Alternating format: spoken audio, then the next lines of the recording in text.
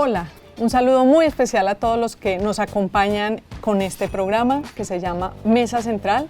Estamos desde la redacción del periódico El Colombiano de Medellín y queremos hoy, como cada fin de semana, traerles las noticias más importantes, las que no se puede perder de lo que ocurrió durante la semana. Le contamos qué pasó, se lo analizamos, se lo interpretamos y eso en muy poco tiempo. Muchas gracias, me acompaña Daniel Rivera, nuestro editor general. Daniel, ayer hubo fútbol en Medellín. Hubo fútbol en Medellín, Nacional ganó América. Nacional, ganó Nacional fue... con 2 goles de Ángel, ¿no? No, y con una nómina un poquito recortada, pero lo que está mostrando Nacional es que está jugando muy bien. El estadio cerrado por el episodio lamentable de los hinchas que asesinaron el domingo, en la madrugada del domingo se asesinaron entre ellos o los asesinaron a 2 hinchas, a uno del Nacional y a uno del Medellín. Eso no se ha resuelto. No está muy clara la investigación. Las autoridades dicen que al parecer hubo un encuentro entre 2 facciones, una de los del sur y otra de la Resistencia Norte, y que ahí estos 2 muchachos se ensartaron en una pelea a muerte. Pero ahí no hay que investigar bien porque rueda un audio que hemos publicado en el periódico El Colombiano, donde algunos acusan a un líder de una de la barra roja. De la Resistencia Norte, sí. De haber asusado el ataque al joven hincha del Nacional, el cual pues su papá, un joven de Entre Ríos, que su papá se lo iba a llevar para Estados Unidos para que consiguiera trabajo y demás.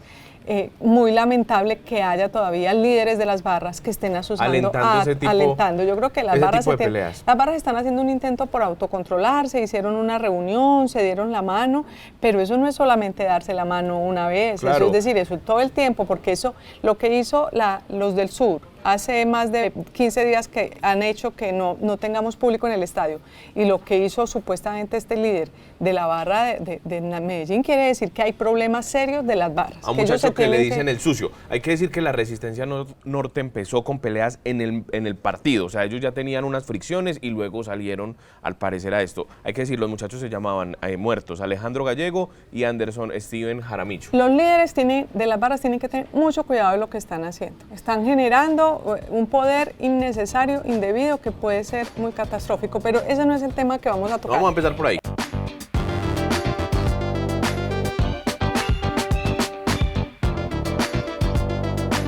El primer tema que queremos tocar es la pelea entre el fiscal general Francisco Barbosa y el presidente de la República, Gustavo Petro. El presidente le dijo una Luzma, para decirlo, le dijo: el fiscal olvida una cosa, Valero, venga, yo soy se nos suma. el jefe de Estado, por tanto el jefe de él. Eso dijo el presidente Gustavo Petro. ¿Usted qué opina? Dijo, hoy madrugó diciendo eso desde Europa. El fiscal olvida una cosa que la Constitución le ordena. Yo soy el jefe del Estado. Presidente, por tanto, el jefe de él. Madrugó diciendo eso desde Europa, está en Europa en ese momento, en España, y va para Portugal. Es decir, la relación entre los dos, ellos han querido como hacerse pasito, pero desde el principio del gobierno no han sido fáciles, pero han tratado de ser amigos.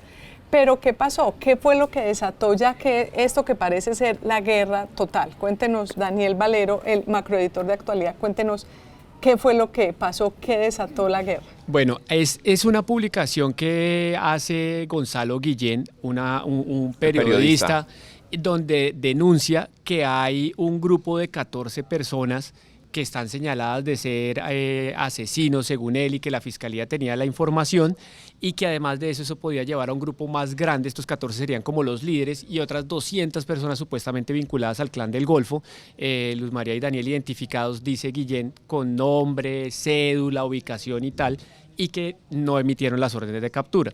Entonces el fiscal, el presidente Petro, fija ese trino con la investigación en su cuenta personal en Twitter. Eso lo tuvo como toda la semana fijado, lleva varios días con él. Y entonces le respondió el fiscal, y el fiscal general le dice... Lo dice que le pone en riesgo la vida... Que puso en riesgo la vida de él y de Daniel Hernández, el fiscal que lleva los casos.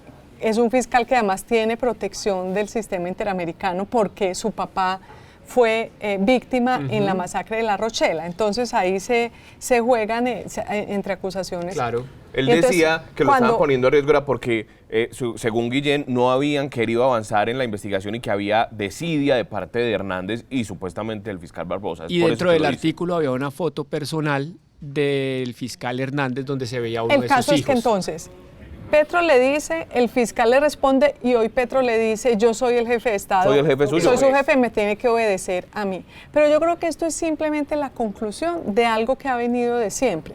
Porque es que el fiscal general, digamos, se ha envalentonado mucho y se ha convertido en el gran opositor de Gustavo Petro. Ya lo hemos comentado en este programa. Sí, y yo el creo programa que de Paz esto es Total, como, ahí sí es un florero de Llorente. Ahí es un florero de Llorente, porque en realidad se ha venido acumulando una animadversión mutua que ha llevado, que yo creo que Gustavo Petro trató de ser amigo, lo ha reunido varias veces. Sí. Yo nunca había visto un fiscal que fuera a audiencias formales tanto como en tan poquito tiempo, Y este en la fiscal Casa con Nariño. Gustavo Petro. Ajá. Y siempre que han salido de esas audiencias, los dos han dicho, nos entendimos, y Petro le ha dado la razón muchas veces al Y fiscal. hay unas versiones que dicen que cuando, a propósito de la paz total, el fiscal no aceptó quitarle la orden de captura a unos miembros del Clan del Golfo, narcotraficantes probados, que supuestamente iban a acercarse a dialogar con el gobierno. Ahí es donde dice el propio fiscal general de la Nación que es lo que generó la ruptura con Gustavo Petro.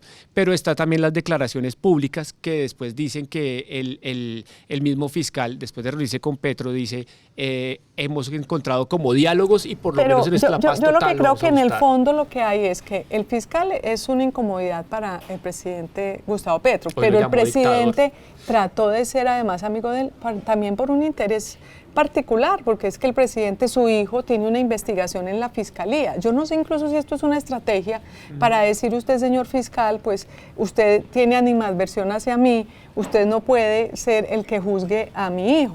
Puede ser Buscando un una fiscal ad posibilidad. hoc, de O pronto. buscando un fiscal ad hoc. Ahora, porque tiene no solamente la del hijo, sino la del hermano. Y yo entiendo que la del hijo, que es más, se ha demorado mucho el fiscal general No ha en avanzado. sacar una decisión, porque en ese caso las pruebas y los hechos parecían estar muy fácil allí ya con las declaraciones de Dey Vázquez. Y no solo declaraciones, los chats, los audios, el todo. fiscal ha dicho que tiene más o menos 9 meses, lo cito a él, para dar el siguiente paso judicial, ya sea vincularlo formalmente a un proceso o imputarle Claro, enriquecimiento pero el fiscal ilícito, se va, el pero fiscal lo ha se dejado va, quieto. el fiscal termina en febrero. termina En su febrero periodo. termina. Ajá, Le queda ajá. menos de un año, pero en diciembre ya tienen que empezar a mover las En ternas. claro. Entonces él tiene que resolver ese caso pronto. Pero el otro tema que vale la pena analizar es esa pelea que se está gestando entre el presidente de la República y toda la rama judicial. Porque fíjese, le leo un trino reciente en el que el presidente dice: si Francisco Barbosa quiere ser un buen fiscal, debe mantener absoluta independencia del gobierno. Barbosa debe comprender que su objetivo mayor para vencer la criminalidad es desarticular la relación entre crimen y poder político. Eso lo dice Gustavo Petro, pero ¿Qué- ahora qué está se le está haciendo, metiendo? pero ahora este otro trino está diciendo todo lo contrario, porque él ya está en Claro. el poder. Y mire cómo Pero lo- además no solamente es con el fiscal, las Cortes tampoco le están copiando al presidente de la República. Las Cortes tienen, ya hemos visto la Corte Constitucional con claro. el tema de las reformas, ya hemos visto el Consejo de Estado con las decisiones que no le ha ayudado a hacer conceptos que le favorecen al gobierno.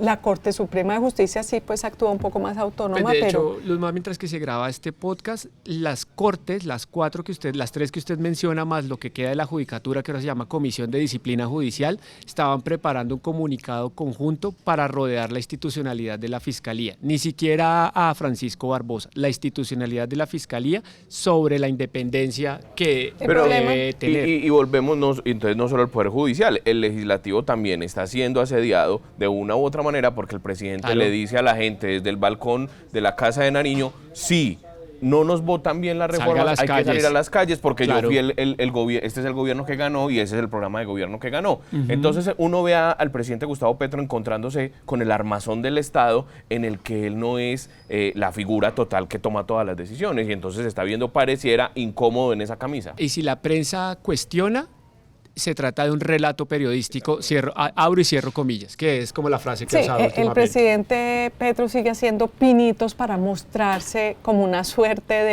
de autócrata. Pues Luzma, vamos a compararon ver. esto que dijo, qué pena para cerrar, con una Rafael misma Correa. intervención que tuvo Rafael Correa en Ecuador, donde él dijo exactamente lo mismo.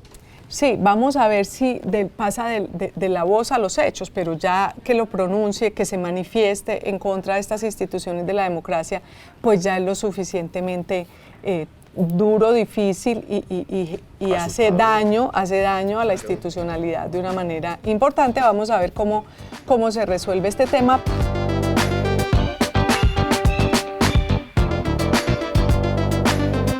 Sacudió al país la noticia de la caída de Roy Barreras, que hoy es el presidente del Senado. No solamente es el presidente del Senado, sino que fue un soporte fundamental, no solamente para el triunfo de Gustavo Petro, sino para crear esa coalición que en el Congreso le ayudó inicialmente a aprobar la reforma tributaria, ahora a aprobar el plan de desarrollo, y pues se supone que era una ficha fundamental para ayudarle a pasar las otras reformas a Gustavo Petro. Creo que se resume mucho en este título, Luzma, que tenemos acá.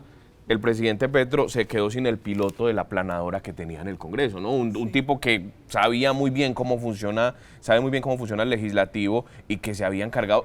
Pese a que era esa voz cantante del pacto histórico en el Congreso, también mire que él le dijo muchas veces a las ministras, ustedes tienen que conciliar con el país, muevan rápido la reforma, hay que acelerar. O sea, era un tipo también vital como para mantener el orden dentro del Congreso. Él sale por doble militancia y casi que son como jugaditas, si se quiere, para resumirles muy rápido. En el 2020 empieza a alejarse del partido de la U, en el que militó casi por 12 años. Después de militar en el Partido Liberal, después de militar en la U, en Cambio Radical y demás. Entonces, él decía, Luzma, yo no estoy de acuerdo con que la U termine apoyando al entonces gobierno del presidente Iván Duque, y empezó a chocar. Entonces dijo, en octubre de ese año, dijo, me voy. Pero el acto oficial de me voy no quedó registrado en ningún lado, no hubo un acta, no hubo nada. Y entonces después, cuando anunciaron el acto, ya se pasó la fecha límite que tenía para haber renunciado. Exactamente, que tenía que ser 12 meses antes. Un formalismo, pero en la democracia los formalismos son importantes. Y un dato muy rápido, el abogado que hace Entonces, ¿usted cree que cuando usted dice jugaditas es porque cree que la U le hizo la jugadita de hacer demorar ese papelito para que se le pasara a él la fecha? El Consejo de Estado lo tumba por eso, y él pensaba que era su jugadita, Luzma, porque si él hubiera renunciado formalmente al partido en ese momento, tendría que haber salido del Congreso. Él se inventó, esta es la jugadita Roy. Esa se puede denominar la jugadita Roy. Porque lo que pasa es que le salió el tiro por la culata. Yo no sé si fue Roy o Benedetti el que se la inventó, que se hicieron echar del partido al mismo tiempo, para no incurrir en doble militancia, pero entonces la U también le hace la jugadita y le manda le demora el papel. Pero venga, usted estuvo entrevistando ahorita mismo, ya después de destituido, a Roy Barreras. ¿Cómo lo vio? ¿Qué le dijo? Bueno, él tiene como muchas cosas. Lo entrevistamos con el grupo de periodistas de actualidad y política, y nos dice lo siguiente, Luzma. Él tiene cierto temor de que esta narrativa de la que hacía mención ahorita Daniel sobre mover a la gente a las calles, eso puede derivar en otro conflicto social. Mejor dicho, él no le está copiando eso al presidente. No se lo copia, porque eso es también saltar la institucionalidad, y él, independiente a todo, ha sido como un defensor de, oiga, el Congreso también hay que hacerlo respetar de alguna forma con las reformas y demás. Sí, porque fíjese que incluso el ministro Prada antes también amenazaba un poco con eso. Es cierto, los otros ministros, pero Roy nunca ha amenazado con la calle. No, nunca ha amenazado. Y Roy siempre está buscando la conciliación con la oposición de esas reformas. Y habló con todos, habló con el Centro Democrático, habló con Cambio Radical. Fue crítico de la reforma a la salud, además. Fue crítico de la reforma a la salud, crítico de Carolina Corcho, exministra de Salud. También dijo, Luzma, que él le quedan unos días en el Congreso, porque es verdad, falta la notificación oficial, eso es un formalismo del Consejo de Estado, y que en esos días, así como hizo en la noche de este jueves, va a seguir apoyando las reformas que él considera son importantes. Y la gente mal pensada que dice que de pronto fue que Roy se hizo sacar, porque a la gente le parece muy difícil que un tipo tan poderoso como Roy no logre manejar, y con tanta experiencia política, no haya podido manejar en el Consejo de Estado esa demanda. Y es que es verdad, Luzma, porque fíjese también, Pero ¿eso no son mal pensados o no son mal pensados? Yo creo que tiene que ser parte del análisis, porque hay una cosa, Luzma, y es que él estaba en una situación compleja. Todavía le quedaban como 6 semanas le quedaban de presidente del Congreso, y tiene la presión de sacar ya sacó el plan de desarrollo, pero ¿va a haber o no va a haber reforma a la salud? ¿Va a haber o no va a haber reforma laboral? ¿Va a haber o no va a haber Prefiero reforma a las retirarme pensiones? que verme derrotado o que verme triunfador con unas reformas que no me gustan. Impopulares en un año electoral, que además, como él también nos lo dijo en la entrevista. Roy es tan estratégico que uno tiende a pensar que puede ser esa la que le lo cayó hizo. bien. Pues es que por lo imagínese. menos le cayó bien la salida. ¿Sabe qué nos dijo también en la entrevista? Luz María dijo, aquí me quitaron toda inhabilidad, toda. Pero Él fíjese puede que irse además... desde Puede hacer lo que sea, puede ser ministro, ministro, candidato a la gobernación del país. Si uno hila más delgado, la manera como él reaccionó, que dijo caído en combate, Ajá. y lo hizo como de una manera muy divertida, es como... si él estuviera molesto porque lo sacan, de pronto reacciona más fuertecito Claro. al principio y dice voy a demandar, pero no, lo primero que él hizo fue aceptar, sentirse bien, entonces Como que le sirvió. esa tesis puede haber algo de Y hay esa que ver tesis que Roy ahí. Barreras llega al pacto histórico arrasando con todos los petristas pura sangre. Gustavo Bolívar, por ejemplo, se los lleva a todos por los cuernos, crea su propio partido y para muchos Roy Barreras puede ser un candidato a la presidencia. Claro, y eso les iba a decir, dentro de unos años. se llama Fuerza de la Paz ese partido, o sea, y sale con partido, y sale con un partido que puede dar avales para las regionales de octubre, puede dar avales para No las está inhabilitado. siguientes. Claro, todas las inhabilidades. Todo No, le es sirve, que todo le toda la sirvió. jugada, para él es un juego, Y mire cómo un son las redondo. cosas. Martín Cardona es un abogado antioqueño que fue el mismo que con una demanda de doble militancia tumbó a Ángela María Robledo, quien fue la fórmula vicepresidencial de Gustavo Petro en el 2018. Es el que ahora tumba a Roy Barreras. Él es una persona, viene del sector conservador de Antioquia, fue diputado y demás, pero resultó haciéndole un favor de acuerdo a esta tesis que usted plantea y que el mismo Roy parece tácitamente agradecerla, pues porque lo dejó libre. Oiga, pero una última Libre. pregunta. ¿Cómo lo sintió usted? ¿Contento, apesadumbrado, Tranquilo. tranquilo? Y Tranquilo. dio la entrevista. Y Es dio la decir, entrevista y yo creo que tranquilo. por ahí va la Estuvo cosa. Tranquilo.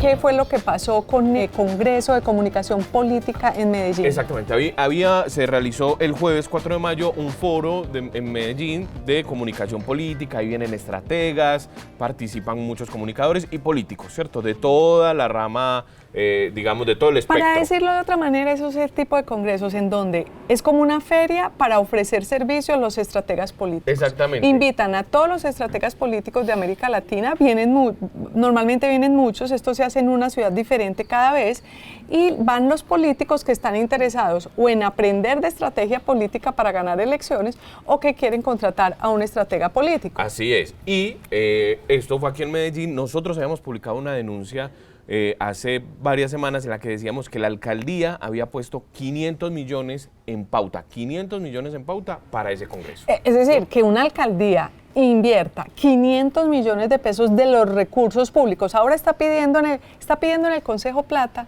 que porque no tiene para el INDER, para el deporte, para pagarle a la gente, pero sí Lo mismo que hicieron con las escuelas, que no tenían plata para además, Ahora pero con se el gastó 500 millones de pesos en un evento que no le reporta nada a la ciudad. No le reportan a la No le ciudad, es reporta súper nada a la cerrado, ciudad. es para estrategas, viene, por ejemplo, estuvo Paloma Valencia, dio ahí un discurso, o sea, es una cosa política, eso no le Ya ahí interesa, hay un sino a punto los maluco, políticos. ya hay un punto Exacto. maluco, ya hay Exacto. un punto maluco que se hayan gastado esa plata en cosas que no se deben. Y bueno, el Congreso empezó y resulta que estaba hablando Juan Manuel Corredor. Juan Manuel Corredor es el CEO de la plataforma Wapid y él estaba ahí hablando y dijo: acá tenemos a este jovencito que aspira a la gobernación. ¿Cuántos años tiene este joven? ¿Quién cree que acierta? ¿Sabe quién era ese joven? ¿Quién era el joven? Esteban Restrepo, exsecretario de gobierno de la alcaldía de Daniel Quintero, pero no solo secretario de gobierno, gran amigo del alcalde Daniel Quintero. Imagínense que trabajó con él en el Mintic. Una vez ellos se conocieron porque Daniel Quintero estaba en Medellín y necesitaba viajar a Bogotá y estaba buscando Pero venga, quién le antes manejara el de carro. que usted se Pero vaya esto al- para decir que es que son amigos. Pero Isolda, ¿cuál es el problema de que Esteban Restrepo haya aparecido en ese evento? A ver, Luzma, y un saludo a toda la audiencia. El problema es que es un candidato. El presidente, Candidato a la gobernación. Candidato a la gobernación. Por independiente. Por independientes. Que es el movimiento del alcalde. Claro, la cumbre política, digamos, no hay nada de malo en que estén los políticos ahí, porque es un evento para políticos, ¿cierto? Que era un poco la discusión y el debate que daba el presidente de la cumbre cuando se comunica con nosotros, cuando publicamos la denuncia, que la hace uno de los asistentes a la cumbre. ¿Quién es ese jovencito que que aspiren a la gobernación. ¿Cuántos años tiene este joven? ¿Quién dice? A ver, ¿quién acierta? Amigo. 28. No, es que se volvió campaña política. Se volvió campaña política. O sea, yo pagué para venir a aprender y nos están metiendo en una campaña política. Me mandaron seguridad. Pero eso es para aprender, o sea, uno paga para aprender. A mí no me regalaron esto. A mí no me lo regalaron. Pero eso es campaña política. Están haciendo campaña política. O sea, es un descaro. No, Un muchacho que paga 2 millones de pesos. Que además vale 2 millones de pesos entrar a esa cumbre. Claro, vale es decir, 2 millones. la alcaldía pone 500 millones de pesos y ni siquiera es gratis para la gente. Exactamente. Hay que pagar 2 millones de pesos. Exacto, es decir, es muy exclusivo. Es muy exclusivo. Ya el tema es exclusivo, pero Sí. además hay que pagar muchísima plata para entrar. Claro, entonces el muchacho se siente transgredido porque él va a una capacitación, va a recibir información, a Un ciudadano actualizarse. cualquiera que pagó Sí. los 2 millones. Sí, entonces él se para molesto porque él entró al taller de Juan Manuel Corredor, estaba interesado en Juan conocer... Manuel Corredor, un estratega. Un estratega político, una persona que tiene una industria, unas herramientas tecnológicas para las campañas. Incluso es una plataforma para WhatsApp. Wapid es una plataforma digital de creación y microsegmentación de redes. Así fue que Rodolfo Hernández logró subir en su estrategia Claro. política. Así hacen todos los políticos. Sí. Es algo muy común en la política. Claro, entonces Juan Manuel Corredor estaba en su conferencia, estaba en la programación, no aparecía por ningún lado el nombre de Esteban Restrepo. Entonces cuando comienza Juan Manuel Corredor a hablar e invita a Esteban Restrepo a ser parte de su exposición, este chico se para molesto y dice que él no pagó precisamente para ir a escuchar para convertir el evento académico en una plataforma política de campaña, evidentemente como parece que ocurrió, ¿cierto? Entonces él se incomoda, se para, lo retiran, le piden que se retire la seguridad del evento, que él dice que fue una escolta incluso de Esteban Restrepo, pero la logística, él se retira porque estaba grabando y se paró ahí adelante a decir que él no estaba de acuerdo como con esa situación. Entonces el asunto acá es que hay recursos públicos de por medio en un evento que es privado, pero además estamos en campaña y los candidatos deben abstenerse de participar Suena en un estos poco, eventos. yo creo que incluso no es muy inteligente de parte de Esteban Restrepo creer que esa puede ser una plataforma para hacer política, porque las personas que están ahí probablemente no muchas son de Medellín. El 60% son de afuera. Son de afuera. Y no están interesadas, cada una si está ahí es porque está interesada en su propio candidato. Entonces, utilizar ese evento para hacer una campaña, pues me parece que por lo menos pues útil no le va a ser.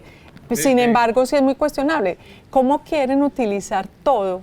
Es decir, cómo el gobierno distrital, el equipo de Daniel Quintero, están utilizando muchos recursos públicos para gastárselo en campañas políticas, que para eso no es la plata de los impuestos. Lo hemos ya denunciado en muchas ocasiones. Claro, no es Isolda. la única manera. Estamos denunciando que los contratistas son obligados a asistir a los eventos, a difundir las informaciones por redes. Hay una estrategia deliberada de esta administración para hacer campaña a favor de sus candidatos. No solamente en Medellín, porque ya sabemos también que esta red se está extendiendo a otras Cartagena, ciudades Hay Cali. un tema de diles que le están ofreciendo cosas, están utilizando la Secretaría de Educación, están utilizando... Y con 3 candidatos. Educación está Albert Corredor, el tema de Diles se ha beneficiado André Uribe y ahora con esto de comunicaciones Esteban Restrepo. Pero y Juan ayer Carlos Upegui, porque Exacto. ellos están convocando bueno, sí, también. Upegui, con Otra no estrategia violencia, es tema de convocar paz. a los grupos,